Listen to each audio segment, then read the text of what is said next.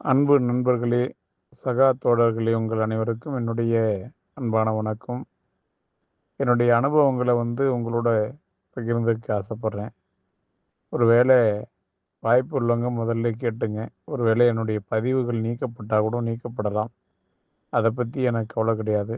ஏதோ ஒரு சிலருக்கு இந்த பதிவு கிடைச்சிருந்தால், அவர்களுக்கு வழியலாக இன்னொருத்தவங்களுக்கு போய் சேர்ந்தா அது எனக்கு சந்தோஷம் தான். நான் குறிப்பிட்ட ஆண்டுகளா வெளிநாட்டு வாழ்க்கையில இருக்கிறேன். அதாவது அரபு நாடு முழுக்க சுத்தியிருக்கேன். அரபு நாடு முழுக்க குறிப்பா துருக்கி வரைக்கும் என்னுடைய அதாவது சாலை வழி பயணம் இருந்தது. இதில என்னுடைய அனுபவத்த நான் உங்களோட ஷேர் பண்ணிக்க விரும்புகிறேன்.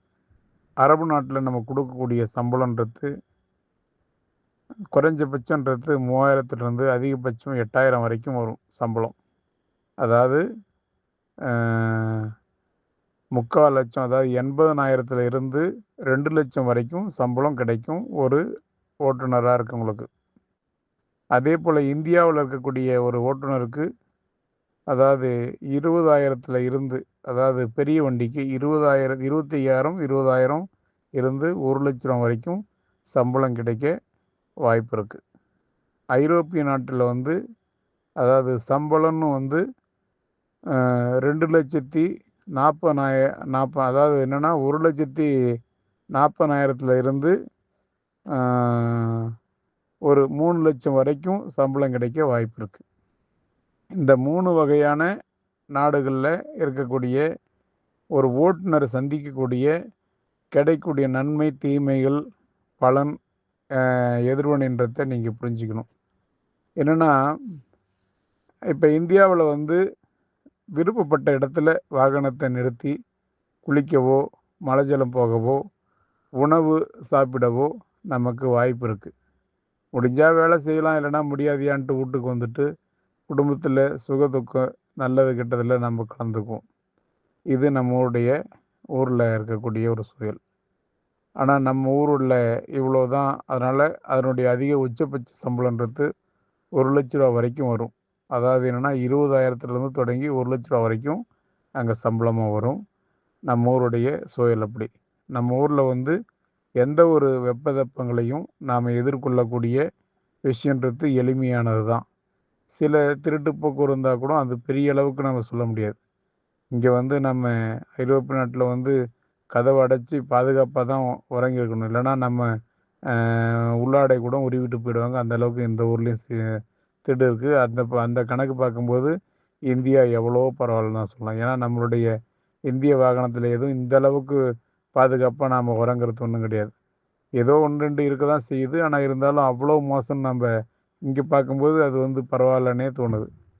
அதேபோல ஐரோப்பிய நாடு அப்படின்னு பார்த்தோம்னா, ஐரோப்பிய நாட்டுல நான் முழுமையா ஐ மன்னிக்கவும் ஐரோப்பிய நாடு இல்ல, அரபு நாடு. நான் முழுமையா அரபு நாடு எல்லாமே சுத்தியிருக்கேன். அரபு நாட்டுல திருடுன்றது சவுதியில இருக்குது. சவுதியில தான் திருடு அதிகம். மத்தபடி துபாயில இருக்குன்னா, இந்த குறிப்பிட்ட ஒரு நாட்டுக்காரங்க அத சொல்லி தான் ஆகணும். பங்களாதேஷ்காரங்க மட்டும் திருட்டு வேலைய பார்ப்பாங்க. அப்புறமேட்டு பஞ்சாபியர்கள் நம்ம இந்திய பஞ்சாபிகள் திருட்டு வேலைய பார்ப்பாங்க. என்னன்னா வண்டியில டீசல் திருடுவாங்க. சைடு மிரர கழட்டி போடுவாங்க. பேட்டரி கழட்டி போடுவாங்க. அதேபோல வண்டியில நம்ம அசந்தோம்னா வண்டியில எந்த பொருளையும் எடுத்துட்டு போறதுக்கு பங்களாதேஷ்காரங்க செய்வாங்க. இது துபாயில எனக்கு கிடைச்ச அனுபவம். துபாய், சவுதி, கத்தார், பஹ்ரைன் எங்க வேணாலும் அங்க போனாலும் அவங்களுடைய வேலை அதுதான். இந்திய மக்கள்ல குறிப்பா பஞ்சாபியர்கள் இந்த வேலைய பார்ப்பாங்க. இவங்க அதிகமா திருட்டு வேலை பார்ப்பாங்க. வேற யாரும் பார்த்து நான் பார்க்கல. ஒரு சில ராஜஸ்தானிகள் செய்வாங்க. மத்தபடி யாரும் செய்யறது கிடையாது. ஒரு சில ராஜஸ்தானி குறிப்பிட்ட ஒரு ராஜஸ்தானி அவங்கள நம்ம குறிப்பிட்டு இவங்கன்னு சொன்னா அது சிலருக்கு வருத்தமா இருக்கும். அதனால வேண்டாம். அவங்க மட்டும் அத செய்வாங்க. மத்தபடி யாரும் திருட்டு வேலை செய்யறது கிடையாது. நான் முழுமையா அங்க நான் பார்த்த என்னுடைய அனுபவம். அப்படி பார்க்கும்போது, அங்க நான் ஒரு ஓட்டுநராகவும் சொந்தமா வாகனம் வச்சு ஓட்டியிருக்கேன். அப்படி பார்க்கும்போது வருமானம் மேலேயும் கீழேயும் மாறி மாறி வந்துச்சு. அதுல எல்லாமே நம்ம இந்திய மக்களாகி இருக்கக்கூடிய குறிப்பிட்ட மாநிலத்தை சேர்ந்த சில லொச்சா பசங்களுடைய நிலைமையால தான் நம்மளுடைய சம்பளம் குறைக்கப்பட்டது. இல்லைன்னா நல்ல சம்பளம் தான் அங்கேயும் கிடைச்சது. அந்த சம்பளத்தை குறைச்செல்லாம் தன்னுடைய 5-10 லாபத்துக்காக மற்றவங்களுடைய வயிற்றில் அடித்த ஒரு அநியாய செயல்களை செய்த அயோக்கியர்களால் தான் அரேபிய நாட்டில் இருக்கக்கூடிய ஓட்டுநர்களோ மற்ற வேலைக்காரர்களுக்கோ சம்பளம் குறைஞ்சி போனது. அதே நிலைமை தான் ஐரோப்பிய நாட்டிலையும். இப்போ ஐரோப்பிய நாட்டுக்கு எடுத்துக்கும். ஐரோப்பிய நாட்டில் பார்த்தீங்கன்னா இரவு பகல் அப்படின்னு பார்க்காம குறிப்பிட்ட நான் ஒரு இன்டர்நேஷ்னல் டிரைவராக நான் ஓட்டுறேன். நான் இங்கே வந்து பயணப்பட்டு இங்கே வர்றதுக்கு எனக்கு மொத்தமாக 7,68,000 நான் செலவு பண்ணியிருக்கேன். சும்மா கிடையாது, மொத்தமான செலவு. நான் இந்த ஐரோப்பிய நாட்டுக்கு வந்து வாகனம் ஓட்டுறதுக்கு தொடங்குறதுக்கு முன்பாக என்னுடைய மொத்த செலவு 7,60,000 சொச்சம் நான் செலவு செஞ்சுருக்கிறேன். இந்த செலவு செஞ்சு தான் நான் ஒரு வாகன ஓட்டியாக இங்கே நான் வந்து செயல்படுத்துகிறேன். இந்த வாகன ஓட்டியாக என்னுடைய சம்பளன்றது எவ்வளோ தெரியுமா? 1,700, 800 தான். இது எந்த கம்பெனியில் போனாலும் எல்லாரும் பெருசாக, அதாவது வடப்புழுகி மடப்புழுகின்னு சொல்லுவோம்ல தவிர, எந்த ஒரு லொச்சா பயலும் கொடுக்கக்கூடிய உச்சபட்ச சம்பளன்றது ஒரு புது டிரைவருக்கு அதிகமாக 1,900, 1,800, 1,500, 1,700, 1,800 தான். இப்படி தான் கொடுப்பான். மற்றபடி நம்மளை உறிஞ்சி எடுத்துருவான் 1 ஆண்டு 2 ஆண்டு. இதுதான் நிலைமை. இந்த நிலைமையில தான் நம்ம இங்கே வந்து வேலை செய்யணும். ஒரு இன்டர்நேஷ்னல் டிரைவருடைய சந்திக்கக்கூடிய சூழல் பார்த்துங்க. மழை ஜலம் போகணும்னா நீங்கள் வாகனத்தை எங்கேயும் ஒதுக்கி நிறுத்த முடியாது.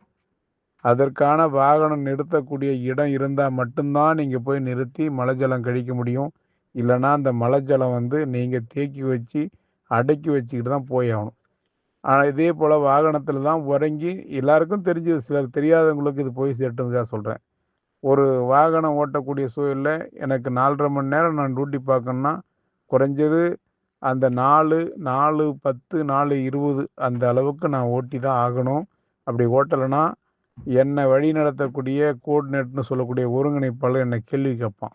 அது குறிப்பாக கண்டிப்பாகவே எந்த ஒரு லொச்சா பையனோ, இந்தியாக்காரனோ, இல்லை பாகிஸ்தானியோ, பங்காளதேஷ்காரனோ இந்த மாதிரி லொச்சா பசங்க தான் இருப்பானுவ.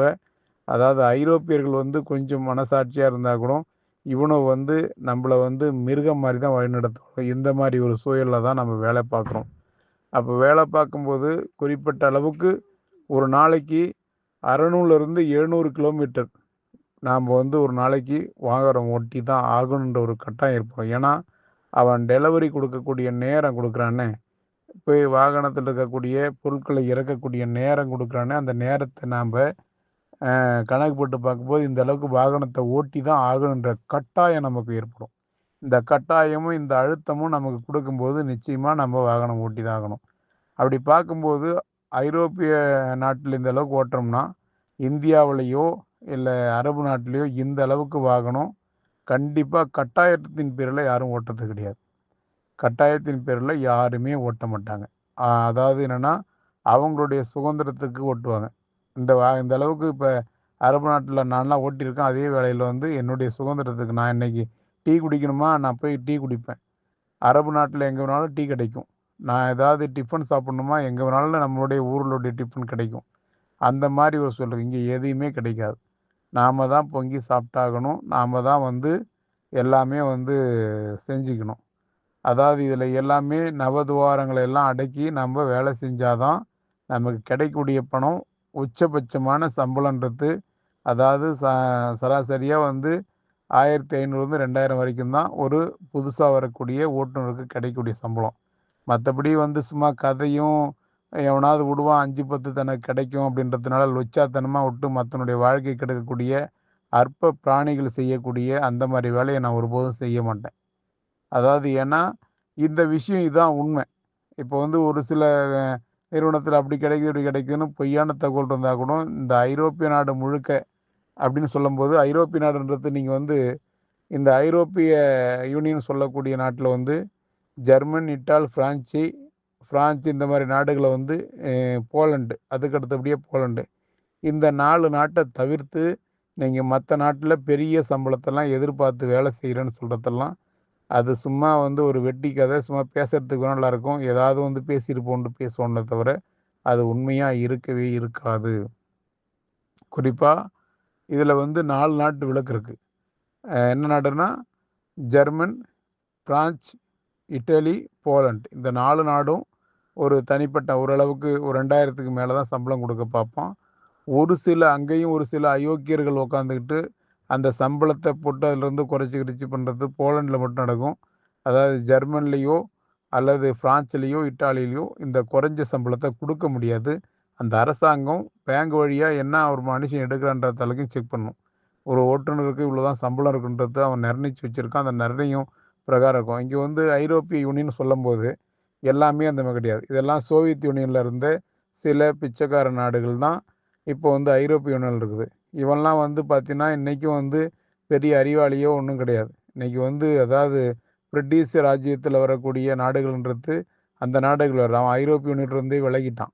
இதில் வந்து கண்ட்ரின்னு சொல்லக்கூடிய சில கண்ட்ரிகள் இருக்குது. அயர்லாந்து, நெதர்லாந்து, சுவிட்சர்லாந்து இந்த மாதிரிலாம் இருக்கக்கூடிய நாடுன்றது சில நாடுகள்லாம் இருக்குது. அந்த நாடுகள் வந்து கண்ட்ரின்னு இருக்கிற நாடுகள்லாம் அவன் நல்ல சம்பளம் தான் கொடுக்குறான். அவங்ககிட்ட வந்து நெதர்லாந்து இந்த மாதிரிலாம் வந்து சில நாடுகள் வந்து அவன் வந்து ஒரு குறிப்பிட்ட ஓட்டுநருக்கு வந்து அவன் 4000க்கு குறைவாக அவன் சம்பளம் தர்றதே கிடையாது. அந்த நாடுகள்ன்றது வேறு. அது கண்ட்ரியாக வந்துருச்சு. அதே போல் வந்து பிரிட்டிஷ் நாடுன்னு சொல்லக்கூடிய அந்த கண்ட்ரின்ற வரக்கூடிய சில நாடுகள் வந்து அவங்க இவங்களோட வரத்துல அவங்கெல்லாம் வந்து ஆனால் இந்த ஐரோப்பிய கண்டத்தில் இருக்கக்கூடிய நாடுகள் தான். அவங்க தான் இந்த ஐரோப்பிய கண்டனத்தை உருவாக்கினாங்க. ஆனால் இருந்தாலும் அவங்க விலகிட்டாங்க. ஏன்னா இங்கே சோவியத் யூனியன்லேருந்து வந்து சில பிச்சைக்கார நாடுகள்லாம் வந்து இவனும் லொச்சாத்தனமாக நடந்துக்கிறதுனால அவங்க வந்து அவங்களுடைய அந்த தன்மையை குறைச்சக்கூடாதுன்றதுனால அவங்க விலகிட்டாங்க. அதுதான் உண்மை. அதனால் இந்த உண்மை தெரியாமல் நம்ம எப்பயுமே என்ன நினைக்கிறோம், எல்லாமே இப்போ ஐரோப்பிய கண்டம் அந்த பிரிட்டிஷ் நம்மளையே ஆட்சி செய்த ஒரு ராஜாங்கத்துக்கு கீழே தான் நம்ம வேலை செய்கிறோம் அப்படின்னு நிறையா பேர் ஆசைப்பட்டு வந்தாங்க. நிறையா பேருன்றது கிடையாது, நான் அந்த மாதிரி தான் ஆசைப்பட்டு வந்தேன். மற்றவங்கள விட எனக்கு சொல்ல விருப்பம் கிடையாது. நான் வந்து இன்றைக்கி ஐரோப்பிய கண்டத்தில் இருந்தும் நம்ம ஒரு பிரிட்டிஷ் அரசாங்கன்றது இந்த அதாவது சூரிய அஸ்தமனம் ஆகாத ஒரு அரசாட்சி செய்த ஒரு நாட்டுக்கு கீழே போகிறோம். அப்போ அந்த நாடு வந்து ரொம்ப கீழ்த்தரமாக இருக்காது அப்படின்ற ஒரு மேத்தட்டான எண்ணம் எனக்கு இருந்துச்சு. அந்த எண்ணத்தின் அடிப்படையில் தான் நான் ஐரோப்பிய நாடை வந்து வரணும்னு ஆசைப்பட்டேன். ஆனால் இங்கே வந்து ரொம்ப கீழ்த்தரமான லொச்சா பசங்க வாழக்கூடிய நாடுகள்லாம் நம்ம வேலை செய்கிறோம் அப்படின்றத நினைக்கும்போது மிகவும் வருத்தப்பட்டிருக்கேன். அது வருத்தப்பட்டு ஒன்றும் பிரயோஜனம் இல்லை. குறிப்பிட்ட பணத்தை செலவு பண்ணதுக்கு என்னுடைய நண்பர்கள் எனக்கு கொடுத்த உதவிக்காக கொடுத்த அந்த பணத்தை நச்சு எடுக்கணுன்ற மன வருத்தத்தோடு இங்கே வேலை செய்யக்கூடிய ஒரு சூழல் இருந்துச்சு. ஏன்னா அவ்வளோ உழைப்பு உழைப்பு நமக்கு வந்து பார்த்தீங்கன்னா ஒரு சுகாதாரம் கிடையாது, ஒன்றும் கிடையாது. நமக்கு எந்த ஒரு உத்தரவாதம் கிடையாது. இந்த ஊரில் வந்து நம்ம வேலை செய்யக்கூடிய சில நாடுகள் அந்த நாட்டை கூட நம்ம குறிப்பிட்டு சொல்லக்கூடாது, நிறுவனத்தை குறிப்பிட்டு சொன்னால் இல்லை சிலருக்கு எரிச்சல் வந்து ஐயையோ என்ன இப்படிலாம் பேசுகிறீங்கன்னு சொல்லுவாங்க. அதனால் நான் அதெல்லாம் தவிர்த்துட்டு சில விஷயம் பேசுகிறேன். அதாவது என்னென்னா, நீங்கள் வேலை செய்யக்கூடிய சில நாடுகள் வந்து சோவியத் யூனியன்லேருந்து இந்த ஐரோப்பிய யூனியனுக்குள்ளே வந்த பிச்சைக்கார பயலுவ. இவனுக்கெல்லாம் வந்து இவன் பொண்டாட்டி அவன் கூட படுக்கிறதுக்கு கூட பணம் வாங்கிட்டு தான் படுப்பான். அந்த அளவுக்கு ஒரு கீழ்த்தரமான மட்டத்தரமான ஒரு கலாச்சார பின்புலனை கொண்டவங்க. இவங்களுக்கு வந்து எந்த ஒரு அடிப்படை இதுவும் இல்லாமல் சில அற்பத்தனமான மக்கள். ஏன்னா இவங்களுக்கு வந்து நமக்கு பெரிய சம்பளம் கொடுக்குன்ற எண்ணம்லாம் இருக்காது. இப்போ ஏன்னா இந்த ஐரோப்பிய நாடு முழுக்க இந்த வாகன பயணம் மற்ற நாடுகளில் வந்து இருக்கக்கூடிய சரக்கு போக்குவரத்தை நிர்வகிக்கக்கூடிய அவங்க நாட்டில் முடியாததுனால இவங்கள வச்சு பண்ணிக்கிறதுனால இவங்களுக்கு வந்து ஒரு பெரிய வருமானம் கிடைக்கிறத தவிர நம்மளுடைய உழைப்பு சுரண்டப்படுகிறது. இதுதான் உண்மை. நம்ம கிடைக்கக்கூடிய சொற்பமான சம்பளத்தை கொடுத்து இந்தியா, பாகிஸ்தான் நாடுகள்லேருந்து அதிகமாக இங்கே மக்கள் வராங்க. குறிப்பாக இந்தியாவிலிருந்து அதிகமான இந்த ஆர்வத்தை தூண்டி இங்கே வந்து வந்த உடனே அவங்களுடைய உழைப்புகள் வந்து பறிக்கப்படுது. குறிப்பிட்ட சில மாநிலத்தை சேர்ந்தவங்க இங்கே வராங்கன்னா அவங்க சில மாதங்கள், சில ஆண்டுகள், சில ஒரு நாட்கள்ன்ற மாதிரி இங்கே வேலை பார்த்துட்டு அவங்க வேறு வழியை பார்த்துட்டு போயிடுவாங்க. குறிப்பாக தமிழகம், ஆந்திரா, கர்நாடகா இந்த பகுதியிலிருந்து வர மக்களுக்கு வந்து அடுத்தடுத்து வாய்ப்புகளை தேடிக்கிறதுக்கு ரொம்ப வாய்ப்புகள் குறைவாக இருக்கும். சில மாநிலன்றவங்களுக்கு அவங்க அடுத்த வாய்ப்புகளை தேடி போயிடுவாங்க. அவங்க வந்து உடனே அவங்க ஒரு நல்ல ஒரு வேலைக்கு போயிடுவாங்க. ஆனால் தமிழ்நாடு, கர்நாடகா, ஆந்திரா போன்ற மாநிலத்தில் வரவங்களுக்கு அப்படியே வந்து அவங்க அடுத்த வாய்ப்புகளை தேடி வந்து உடனே மாறக்கூடிய ஒரு சூழல் இருக்காது. அப்படி இருந்தாலும் இந்த 3 மாநிலத்திலையும் ஒருத்தனுக்கு ஒருத்தன் உதவியும் பண்ண மாட்டான். அந்த அளவுக்கு கீழ்த்தரமான எண்ணம் கொண்டவனுங்க தான் இந்த 3 மாநிலத்தில் இருக்கும். அவன் தமிழனாக இருக்கட்டும், தெலுங்கனாக இருக்கட்டும், கடாகரன் இவனுடைய குணாச்சாரம் எப்படின்னு எனக்கு தெரியும். ஏன்னா ஒருத்தனுக்கு ஒருத்தன் உதவி பண்ணி அவன் வந்து சரி அவன் மேலே போகணும்னு நினைக்கிறத விட அவன் கீழே தள்ளி நாம் மேலே போகணும்னு நினைக்கக்கூடிய ஒரு சின்னத்தனமான புத்தி இருக்குன்றதுல எந்த மாற்றுக்கிறதுல இந்த மக்களோட எனக்கு நல்ல பழக்கம் இருக்குது. அதனால் நான் இதை வெளிப்படையாக சொல்கிறேன். ஏன்னா 5 ரூபா கொடுத்தா அடுத்தவனை போட்டு தள்ளுற அளவுக்கு இங்கே அற்பமான எண்ணங்கள் கொண்ட தமிழர்களும் உண்டு, கன்னடர்களும் உண்டு, தெலுங்குகளும் உண்டு. ஆனால் இது வந்து கேரளாக்காரங்களை அப்படி சொல்ல முடியாது. அவங்க வந்து 5 கோடி ரூபா கொடுத்தாலும் அவங்களுடைய கட்டுக்கோப்பை உடைச்சி அவங்க இன்னொருத்தவங்களுக்கு துரோகம் பண்ணக்கூடிய ஒரு செயலை ஒருபோதும் செய்ய மாட்டாங்க. ஆனால் இந்த மாநிலத்தில் இது நடக்கும். அதனால் இந்த மக்கள், எளிமையான மக்கள் தங்களுடைய நிலைமைகளை புரிஞ்சுக்க வரணும். ஐரோப்பிய யூனியன் வரும்போது இப்போ குறிப்பிட்ட நிறுவனம் கொண்டு வந்து 4, 5 மாதம் உட்கார வச்சு அவங்களுக்கு சாப்பாட்டுக்கு கூட பணம் கொடுக்காம அவங்களுடைய சூழல்லாம் நினச்சி பாருங்கள். ரொம்ப வருத்தமாக இருக்கும். அவங்க குடும்ப பின்னணி வந்து ஒரு இங்கே வந்து இந்த சம்பளத்துக்கு வேலைக்கு வரன்றம்போது, அதாவது இந்த சூழல்லாம் திருந்தி வரவங்க யாராக இருப்பான்னா, அவன் குடும்பம் மிகவும் வறுமை நிலைமையில் இருக்கிறவன் தான் இருப்பான்.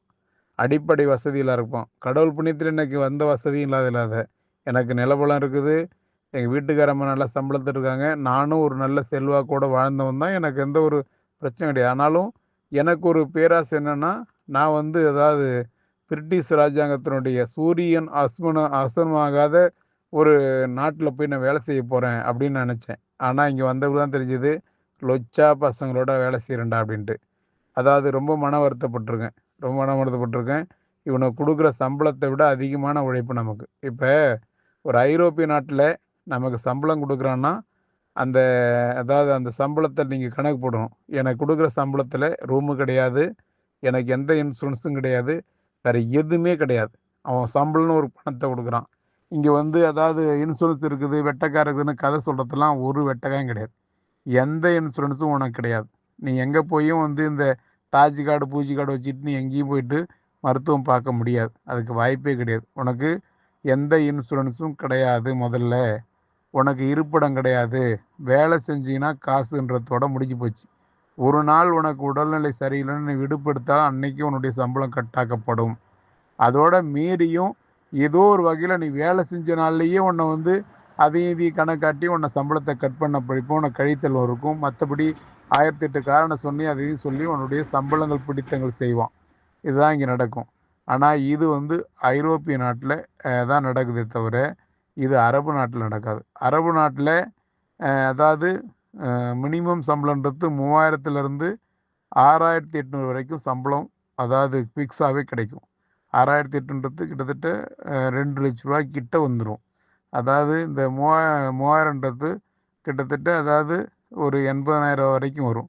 இந்த அளவுக்கு தான் அந்த சம்பளம் அங்கே இருக்குது. அந்த சம்பளத்தில் ரூமு கொடுப்பான். உனக்கு இன்சூரன்ஸ் வந்து ஃபுல் கிளைம் இருக்கும். உனக்கு உடல்நிலை சரியில்லை, விபத்து நடந்தது, எல்லாத்துலேயுமே அந்த இன்சூரன்ஸு கண்டிப்பாக இருக்கும். ஒரு மனுஷனுடைய வேலை நேரன்றது, ஓட்டு நேரன்றது, அவன் அதிகமாக 5 மணி நேரத்துக்கு 6 மணி நேரத்துக்கு மேலே கண்டிப்பாக ஓட்டிருக்கவே மாட்டான்.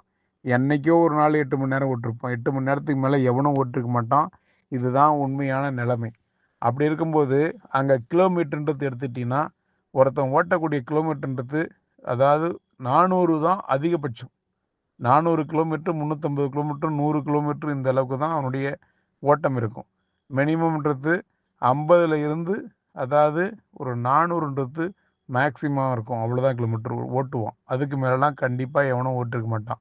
ஒரு வேளை இன்டர்நேஷ்னல் டிரைவர், அதாவது டிரான்சிட் ட்ரெய்லர்னு சொல்லுவாங்க. டிரான்சிட் ஓட்டுறவன் மட்டும் ஒரு 500 கிலோமீட்டர் ஓட்டிருப்பான். அதுக்கு மேலே ஓட்ட மாட்டான்.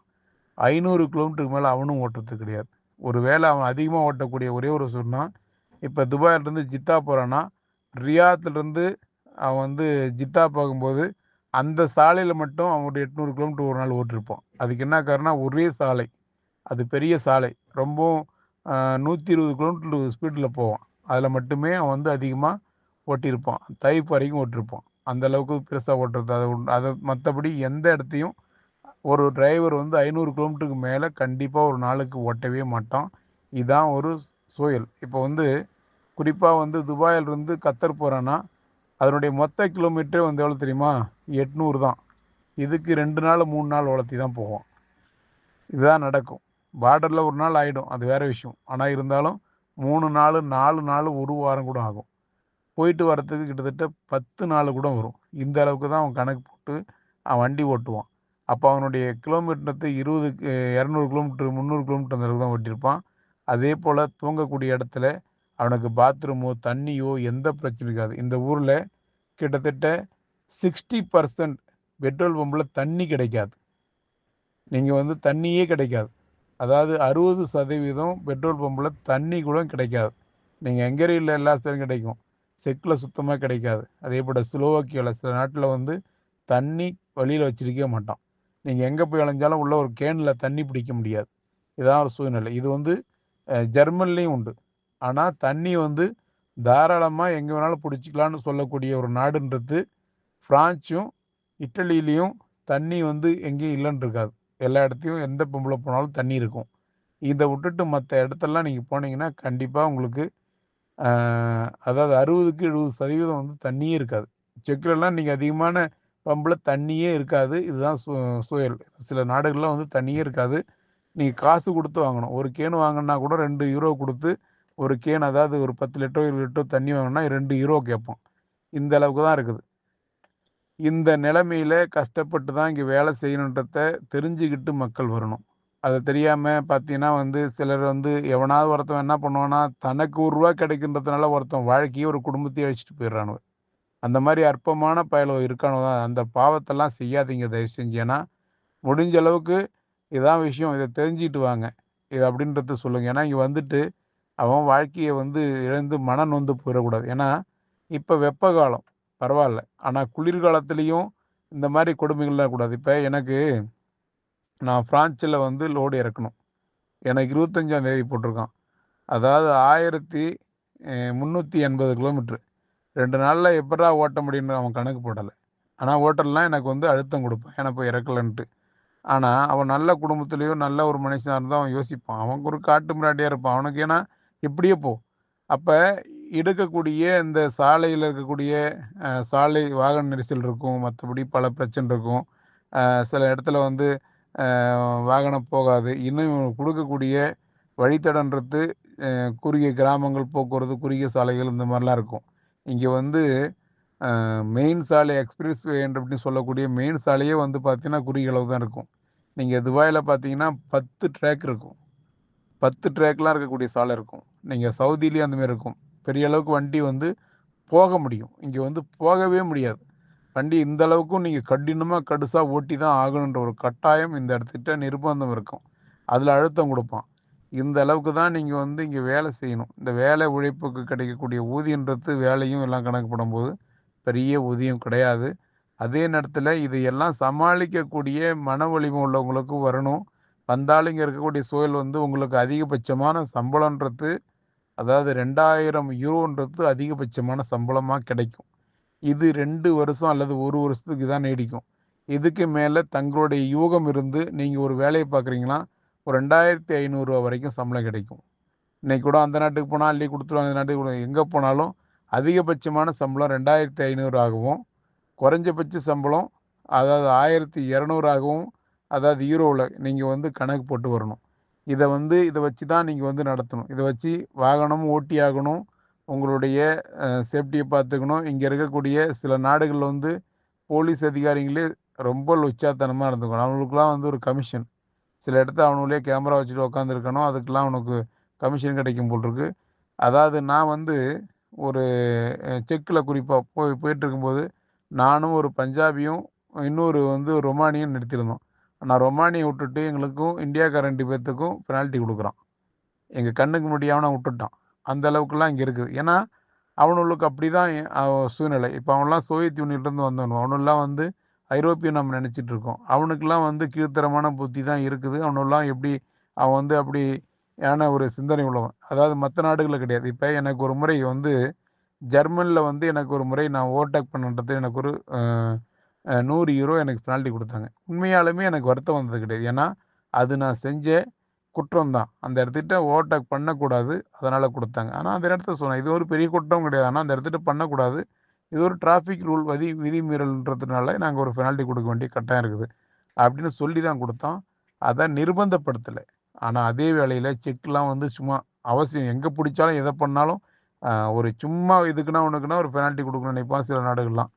இந்த மாதிரி அற்பமான ஒரு சூழல்லாம் இருக்குது.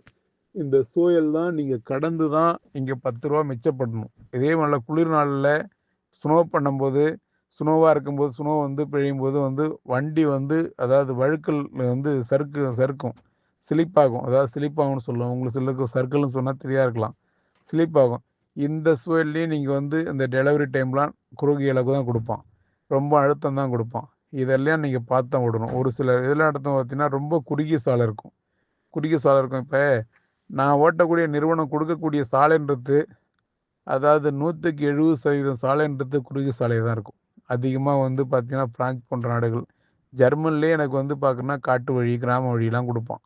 இத தான் நாங்க ஓட்டி ஆகணும். நான் ஓட்டி தான் இருக்கிறேன் ஓட்டி தான் இருக்கிறேன். அதுலயும் நான் 600 கிலோமீட்டருக்கு குறையாத ஒரு நாளைக்கு ஓட்டி தான் இருக்கேன். இந்த அளவுக்கு அதாவது ஓட்டுனா தான் நம்ம அந்த வேலைய செய்ய முடியுன்ற ஒரு கட்டாயம் இருக்கும்.